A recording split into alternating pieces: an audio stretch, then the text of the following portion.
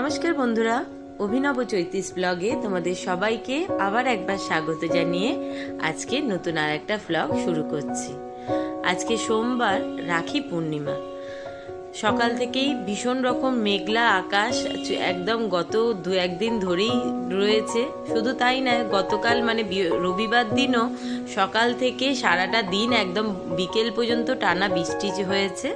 তারপর বিকেলের পর থেকে আর বৃষ্টি হয়নি, কিন্তু আকাশ মেঘলাই ছিল। আজকেও দেখো সকাল থেকে একই রকম ওয়েদার। আকাশে মনে হচ্ছে এত মেঘ জমে রয়েছে, যে কোনো সময়তেই মনে হয় বৃষ্টি নেমে পড়বে। আর রাস্তায় তো সর্বসময়তে জল জমেই আছে। চারপাশের অবস্থা দিনকে দিন অবনতি হচ্ছে, মানে পরিবেশের কথা বলছি। এতই সবসময়তে একটা ভারাক্রান্ত মন, একটা উত্তাপ সবসময় রয়েছে। এত প্রতিবাদ, এত আন্দোলনের পর জানি না অবশেষে কত দিনে সকলে বিচার পাবে, এই আশাতেই আমরা সকলে আছি। আর এই মন খারাপ বা এই প্রতিবাদ করবার পরও একটা জিনিস সবসময় আমাদের দৈনন্দিন জীবনে চালিয়ে রাখতেই হয়, সেটা মানে আমাদের বেঁচে থাকবার জন্য। একটা হচ্ছে রোজগার তো করতেই হবে, না হলে খাবার জোগাড় করা যাবে না, মানে রোজকার রান্না খাওয়া হবে না। আর রোজকার রান্না খাওয়া করতেই হবে, সে যত খারাপ পরিস্থিতি হোক না কেন, পেটটা চালাবার জন্য। কারণ মন যতই খারাপ থাকুক, মাথাকে যতই বোঝানো যাক না কেন, কিন্তু পেটটা যখন জ্বালা করে উঠবে, তখন সেখানে কিছুটা খাবারের যোগান দিতেই হবে, না হলে কিন্তু জীবন কাটবে না। আমরা এই প্রতিবাদ করবার, লড়াই করবার জোরটাই পাবো না। তো সেটা তো রয়েইছে। সেই সঙ্গে আজকের মতো দিনটা আরো বেশি খারাপ লাগছে, যেখানে আজকে একটা রাখি পূর্ণিমার শুভ দিন বলতে, মানে সকলেই এই দিনটা ভীষণ রকমভাবে মানে। আর যে যত দূরেই ভাই বোনরা থাকুক না কেন, আজকের দিনে তার ভাই হোক, দাদার হোক, হাতে তার আদরের বা তার ভালোবাসার দিদি বা বোন রাখিটা বেঁধে দিতে পারলে বড়ই শান্তি। সেই রকমই একটা সময়তে একটা মেয়ের জন্য লক্ষ লক্ষ মানুষ, লক্ষ লক্ষ দাদা, ভাই, কাকা, কারোর হয়তো সম্পর্কে বাবা, জেঠুর, দাদুদের বয়সী, মানে সমস্ত, মানে দুটো গ্যালারিকে যেখানে এক করে দিতে পেরেছে, যেখানে ঘটি বাঙালির তফাৎ আর কোথাও নেই। শুনতেও ভীষণ ভালো লাগছে যে খেলার মাঠে তো সবসময়তেই ঘটি, মানে আমাদের ভালোবাসার সম্পর্কগুলো এমনই, বন্ধু বান্ধব করতে গেলে কিন্তু আমরা তখন ঘটি বাঙাল দেখি না, তখন আমাদের কোনো ধর্ম জাতপাত থাকে না। কিন্তু খেলার মাঠে এটা কিন্তু দুগুণ নয় 10 গুণ বেড়ে যায়। তখন কিন্তু ভীষণ রকম একটা হাড্ডাহাড্ডি লড়াই চলে, যে মোহনবাগান গোল করলো না ইস্ট বেঙ্গল। তো সেই তিনটে দলকে এক করে দিয়েছে সকলে। আজকে এক স্বরে ভাই ভাইয়ের মতো কাঁধে হাত রেখে সমস্বরে প্রতিবাদ চাইছে, আন্দোলন করছে, শুধুমাত্র ওই একটি নির্যাতিতা, অত্যাচারিত মেয়েটির জন্য। তো সেখানে যতদিনে বিচার আসবে, সেই বিচারের অপেক্ষাতে তো অবশ্যই সকলেই আছি, আর সকলেই আনন্দ পাবো সেই দিনটাতে, যে মেয়েটাকে অন্তত একটুখানি ওর ন্যায্য জীবনটা তো আর ফিরিয়ে দিতে কেউই পারবে না, কিন্তু ন্যায্য বিচারটা পাবে। যাই হোক, সেরকমই একটা দিনে আজকে আমার ছেলেরও ভারী মন খারাপ, কারণ তার একমাত্র দিদি রয়েছে ফ্রান্সে। তো ফ্রান্সে দিদি চলে গেছে তার কর্মসূত্রে। আর ভাই আজকের মতো দিনটাতে যত দূরেই দিদি থাকুক না কেন, অবশ্যই দু একদিন আগেই ভাইকে ফোন করে দিত যে আমি ওই দিনকে আসবো, তুই কোথাও যাবি না। আর ভাইও অধীর আগ্রহে সকাল থেকে ছটপট করতো, একদম সকালে উঠেই স্নান করে রিকবাবু রেডি, কখন তার দিদি আসবে তাকে রাখি বাঁধবার জন্য। কিন্তু আজকের দিনটাতে তার সকাল থেকে একে তো স্কুল ছুটি, বাড়িতে রয়েছে, তারপরে যেহেতু দিদি নেই, আর দিদি নেই শুধু তাই না, যে বিকেলে পড়াবে, রাত্রিরে পড়াবে, তেমনটাও হবে না। মানে দেশের বাইরে বহু দূরে সেই একটা অল্প বয়সী বাচ্চা মেয়ে কর্মসূত্রে বাইরে রয়েছে। তো সেখান থেকে তো কোনো রকমভাবেই আসা সম্ভব না। তাই জন্য রিকবাবুর আজকে সকাল থেকে মারাত্মক মন কেমন করছে, সে খালি অস্থির হয়ে রয়েছে কখন দিদির ছুটি হবে। আর সে একটু, যেহেতু এমনি নর্মাল কল তো করা যাবে না, ভিডিও কলে কথা বলবে। এই ভাই বোনের সম্পর্কের বয়স কিন্তু খুব বেশি নয়, মাত্র 7-8 বছর বা 6-7 বছর হবে।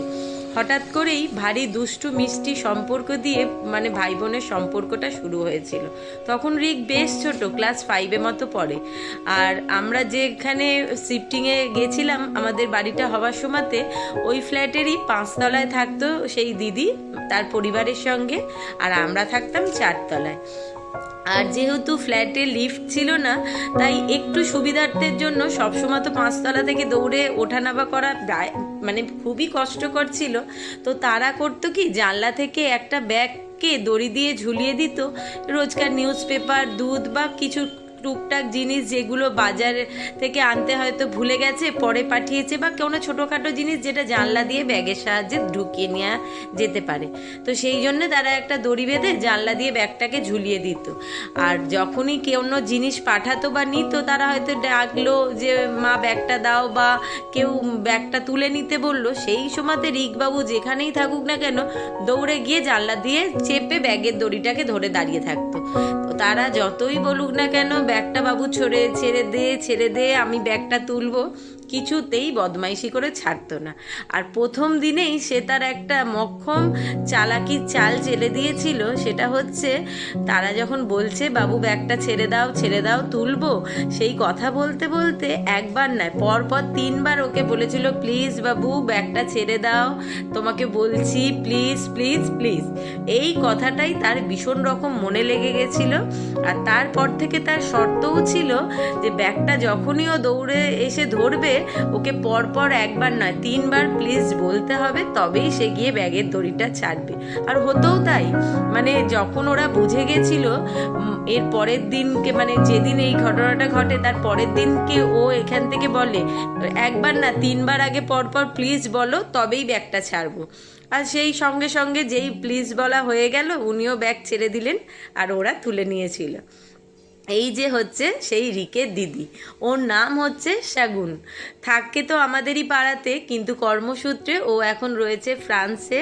ও হোটেল ম্যানেজমেন্ট নিয়ে পড়াশোনা করতে করতে ফ্রান্সে যাওয়ার সুযোগ পেয়েছে, ওখানে একটা হোটেলে কাজ করছে। তো গত 6 মাস ধরে ওখানেই রয়েছে। তো সেই জন্য ওর নিজেরও 2 দাদা রয়েছে, তারপর রিক হচ্ছে ওর ছোট ভাই। 3 দাদাকেই ও এখনো পর্যন্ত রাখির উইশ করতে পারেনি। এই সবে অফিস থেকে এসছে, আর আসবার পরেই আগে ছোট ভাইকে ফোন করেছে, কারণ সকাল থেকে মোটামুটি অনেকবার ছোট ভাই ট্রাই করে ফেলেছিল, দিদিকে পায়নি, তাই দিদি বাড়িতে এসেই আগে ছোট ভাইয়ের সঙ্গে গল্প করতে ব্যস্ত। এইখানেই শুধু তাই না, ওর নিজের জ্যাঠারও আরও 2-3টে ছেলে মানে ওর দাদা রয়েছে, তাদের সকলকে রাখির উইশ করবে। যেহেতু এবার ও কাছে নেই, তাই সকলের সব ভাইদের বোনের একসঙ্গে ভীষণ রকম মন খারাপ। তো সব থেকে বড় কথা হলো কি, এই দুষ্টু মিষ্টি সম্পর্কগুলো কোথাও থেকে যেন আমাদের ছোটবেলাগুলোকে ভীষণ রকম মনে করিয়ে দেয়। भैया से बात हुआ दीदी? हाँ बस नहीं, बस वो अभी हम आए तो सबसे पहले तुमसे बात करेंगे, फिर सब अभी तो फिर सुबह से अभी घर आए हैं, अच्छा अच्छा अच्छा। भैया से बात करेंगे, उन लोगों को रास्ते में গত কয়েকদিন ধরে এই মেঘলা আর বৃষ্টির জন্য এমন অবস্থা, বাইরের ব্যালকানিটাতে গিয়ে দাঁড়াতে পারছি না, কারণ একটাও তো জামা কাপড় শোকাচ্ছে না, উল্টে রোজকার জামা কাপড় কাচা ধোয়া তো লেগেই আছে। সারা বারান্দার প্রত্যেকটা দড়ি একদম ভর্তি, আর উপরন্ত যেগুলো ভালো জামা কাপড় কাচবার অফিস স্কুলের, সেগুলোও সারা বারান্দায় ছড়িয়ে রয়েছে। মেশিনে দেবো বা হাতে কাচবো, কোনোটাই করতে পারছি না, কারণ রোজকার পরার জামা কাপড়ই তো শোকাচ্ছে না। তার মধ্যে আজকে আবার ছিল পূর্ণিমা, তো সকালবেলা যেহেতু আমি ভাত খাই না, তাই আমার জন্য একটুখানি সাবু দিয়ে আর মুগের ডাল দিয়ে খিচুড়ি করেছিলাম, একটু বাদাম কিশমিশ দিয়ে সেটাই খেয়েছি। আর রিক আর তোমাদের দাদার জন্য একটু মুগের ডাল, আলু পোস্ত, পাঁপড় ভাজা, গরম ভাত করে দিয়েছিলাম। আর গতকালকে যে চিকেন কষা হয়েছিল সেটা একটু রাখা ছিল, ওইটা দিয়ে ওরা দুপুরে খেয়ে নিয়েছে। আর এবারের জন্য দাদা দোকান থেকে এই ভাজা পনির কিনে নিয়ে এসছে। এগুলো দিয়ে মানে মিষ্টি তৈরি হয়, তার থেকে যেগুলো একটু সাইজে ছোট বা যেগুলো দিয়ে মিষ্টি তৈরি করবার ঠিকঠাক শেপ আসবে না, সেগুলো এরকম ভাজা পনির কিন্তু দোকানে কিনতে পাওয়া যায়। আর এটা দিয়েও বেশ ডুমো ডুমো করে আলু কেটে মাখা মাখা তরকারি করলে রুটি, লুচি, পরোটা সকলের সঙ্গেই খেতে ভালো লাগে। তো নিরামিষের তরকারি একটু কাজু বাদাম, একটু চারমগজ, পোস্ত, কাঁচা লঙ্কা, টমেটো, আদা সব রকম দিয়ে একটা মশলা তৈরি করে নিলাম। একটু আলু কেটে ভেজে রেখেছি, আর এখানে গোটা জিরে, গোটা গরম মশলা, তেজপাতা, হিং ফোড়নে দেবো, দিয়ে একটুখানি তরকারিটা করে নেব। ওবেলাতে রিকের যতই মন খারাপ থাকুক না কেন, এবেলা কিন্তু সে খুশি। কারণ প্রথম কারণ তো হচ্ছে, যাই হোক আজকের দিনে দিদির সঙ্গে থেকে রাখিটা বাঁধতে পারেনি বলে মনটা যতটা খারাপ ছিল, দিদির সঙ্গে কথা বলবার পর অনেকটাই মনটা হালকা হয়েছে। সেই সঙ্গে দিদি আবার বলেও দিয়েছে যে এবছর ভাই একদম মন খারাপ করিস না, আগের বছর একেবারে 2টো রাখি পরাবো সবাইকে, কারণ এবছরের ডিউটা পরের বছর দিয়ে দেবো। তো সেই শুনে সব ভাই দাদারাই ওর আনন্দিত। আর যেটা মানে ভাবতেও ভীষণ ভালো লাগে, সেই দুষ্টু মিষ্টি খুনসুটেময় একটা সম্পর্ক, একসঙ্গে ছাদে গিয়ে সাইকেল চালানো, একসঙ্গে গিয়ে ছাদে উঠে বসে শীতের রোদ পোয়ানো, কখনো সময় পেলে রাত্রিবেলা গল্প করতে যাওয়া, বাজি ফাটানো, দোল খেলা, ছট পুজো করা, সেই থেকে থেকে সম্পর্কটা এত সুমধুর, এত দৃঢ় হলো যে সেই সম্পর্ক কিন্তু রক্তের সম্পর্ককেও হার মানালো। মানে রক্তের সম্পর্কর মধ্যেও যত মানে রক্তের সম্পর্ক থাকলে অবশ্যই তো ভাই বোনের দৃঢ়তা, ভালোবাসা সে আলাদাই হয়, কিন্তু এই সম্পর্কও তার থেকে কিন্তু এক সিকি অংশ কোনো দিক দিয়ে কম নয়। তো সেই জন্য এবেলা রিকবাবু ভীষণ মন খুশি, তাই একদম বলেই দিয়েছে যে মা পনিরের তরকারি যখন করছো তখন একটুখানি তার সঙ্গে ফুলকো লুচি বানিয়ে ফেলো, কারণ ওবেলা তো তুমি চিকেন কষাটা করে রেখেছিলে আর এমনি ডাল পোস্ত করেছো, তাই এবেলা নিরামিষের দিনে পনিরের তরকারি আর লুচি বানিয়ে। তো তরকারিতে একটুখানি জিরে গুঁড়ো দিয়ে দিলাম, লবণ, মিষ্টি, হলুদ, লঙ্কা পরিমাণ মতো যেমন দিতে হবে সেসবও দিয়েছি। মশলাটা মোটামুটি কষানো হয়ে গেছে, এবার এই আলু পনিরগুলো ঢেলে দিচ্ছি একটু নাড়াচাড়া করে, আর একটু উষ্ণ গরম জল ঢেলে ঘি গরম মশলা দিয়ে ফুটিয়ে নামিয়ে নেবো। তারপর ময়দা মাখিয়ে লুচি করব। আর ফেরবার পথে দাদা বলেছে মিষ্টি নিয়ে আসবে। এই রাত্রিরের মেনু।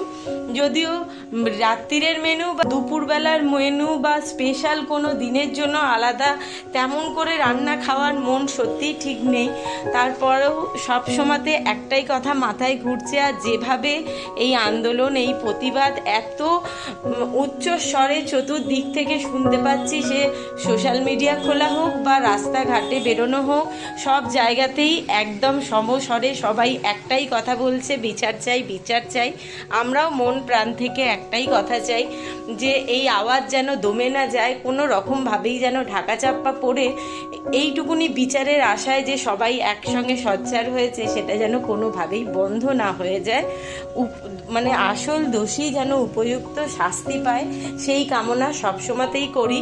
আর সব সময়তেই মনে ভাবি যে যাওয়ার সে তো চলে গেছে, কোনোভাবেই তার বাবা মায়ের কাছে ফিরিয়ে দেওয়া যাবে না, বা সেই রকম একটা ডাক্তার উপযুক্ত কোনো রোগীর জন্য বা উপযুক্ত একজন ডাক্তার আমাদের সমাজে কতটা দরকার সেটা তো আর কোনো বলার কথাই নেই।